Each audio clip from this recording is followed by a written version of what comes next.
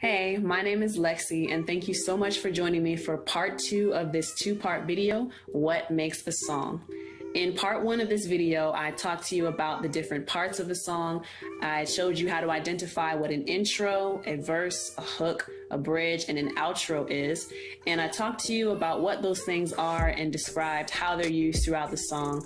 But in part 2, now we're going to talk about the types of songs and the structure of these types of songs, or how these songs are put together.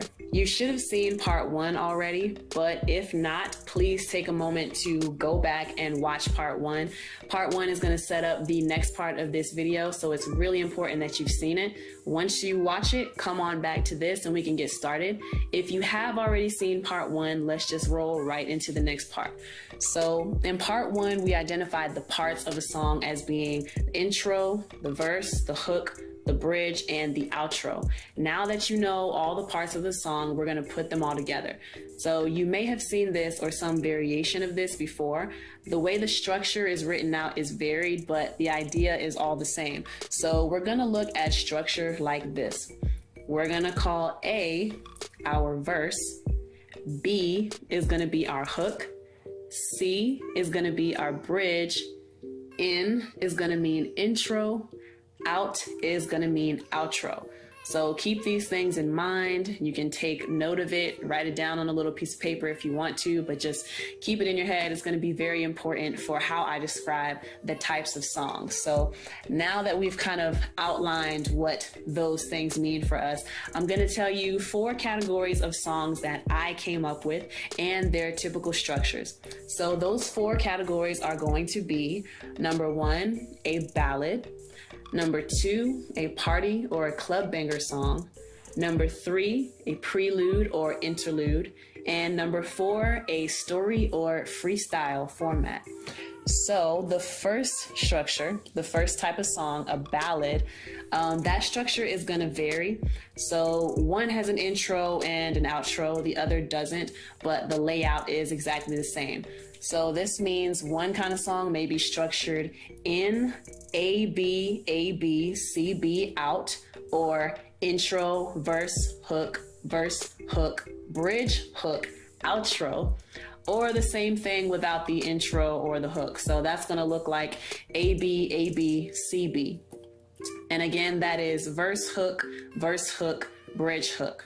So this structure represents more of the old school way of songwriting. It's somewhat been phased out over time as people gravitate more toward writing shorter songs, and it generally represents what is known as a ballad. Now, when most people hear the word ballad, they think that it means slow song, but that's not always the case. So a ballad describes a type of song that can be slower than a club banger, and it has a simple storyline, especially one that deals with romantic relationships or just relationships in general, but it focuses on one very particular situation or experience. So a ballad has a clear meaning and it has clear content, and there's one specific thing that you want the audience to take away, or there's one specific thing that you learned that you really want your listener to understand and hopefully learn from your mistakes as well. It's that kind of song. So this song probably won't have nearly as much bass as a club banger, but it doesn't have to be as slow as you may have a preconceived notion of it being. So this type of song you can really build a story with and still have it be catchy, but it's very meaningful as well. So that is a ballad. The next type of song, the party or club banger type of song, that format is going to have 2 variations as well. So the first variation is going to be A, B, or verse, hook. The second variation of the party or club banger is going to be B, or hook, verse, hook. So this is probably the most common structure today as far as songs are concerned. And as you can see, there are 2 or 3 hooks, and then there are 2 verses within the song. I associate this structure with the party or club banger type of song because you don't really need a clear-cut message. It's simple, it's repetitive, and it's easy to remember. So you could almost lump this together with a kind of chanty type of song, because you can literally talk about anything you want to, as long as it's catchy and as long as it's simple and something that's easy to remember. So that's the main thing to take away from a club or a party club banger type of song.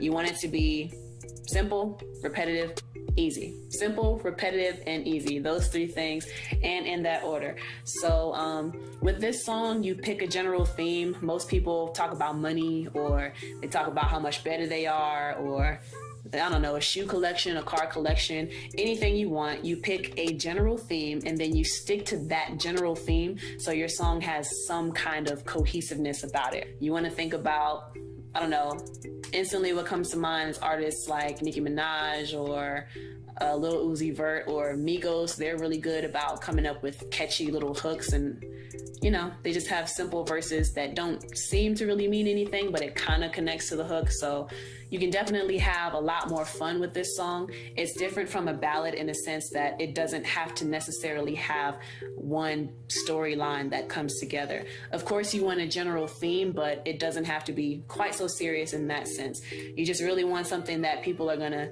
easily remember, that they can dance to, that they can move to, and that they can repeat over to themselves. So keep that in mind when you are writing a party or club banger song, and keep this format in mind as well.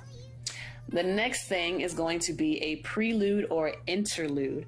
Now, this is an even simpler format compared to the club banger type of format. The prelude or interlude format is going to be A-B, or verse hook.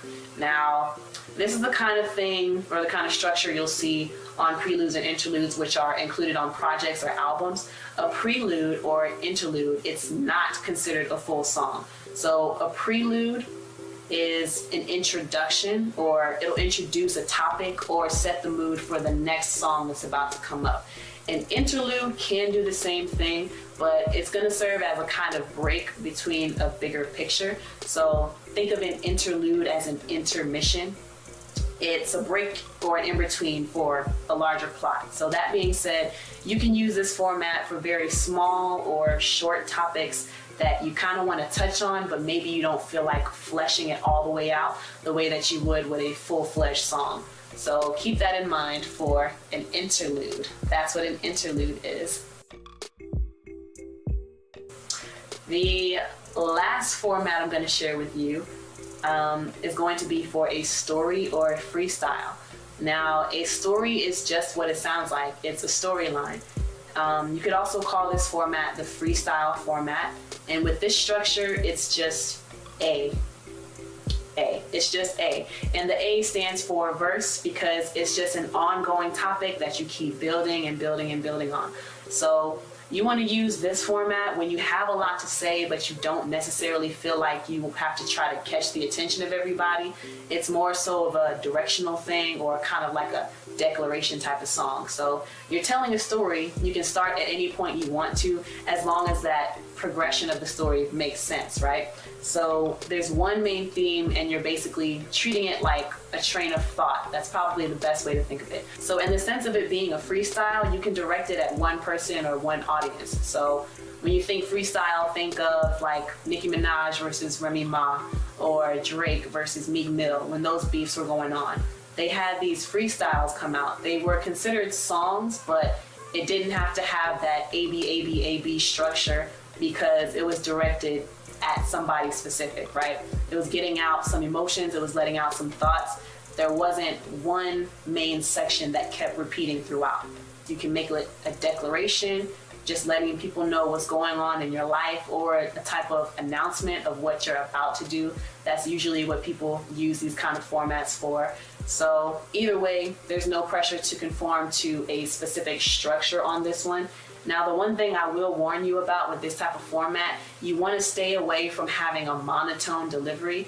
And what I mean by that is, even though you're not switching between a hook and a verse and a bridge, or an intro and outro, you still want to make sure that you're switching up your melody or switching up the way that you're saying your words. Because if it's monotone, if it stays like this the whole time and this is how you rap and that's how the song is going and it goes like this for 2 or 3 minutes, well, that's really boring, not only for you but also for your listeners. Now, if you have some dedicated fans who just want to listen to you say anything because they really like you as an artist, that's cool. But in general, you're going to get bored with it and listeners will get bored with it. So just make sure that you're changing up your tone and your melody when you're using this kind of format. You don't want to keep it all in one space. You can be as creative as you want to, so don't feel like you can only do one thing just because it's one long verse or there's no defined hook or bridge or outro, you know what I mean? Well, that wraps up this video on what makes a song. I hope that you've learned a lot, and I hope that you have a better understanding of the different parts of a song, the different types of songs, and the different structures and how to put a song together. So now I hope you feel definitely more prepared in your journey as a songwriter, and I hope that you can use some of what you've learned today to create a nice song of your own. If you feel like you need more practice identifying the parts of a song, the types of a song, or the structure of a song, again, please feel free to play part 1 or part 2 back as many times as you need to.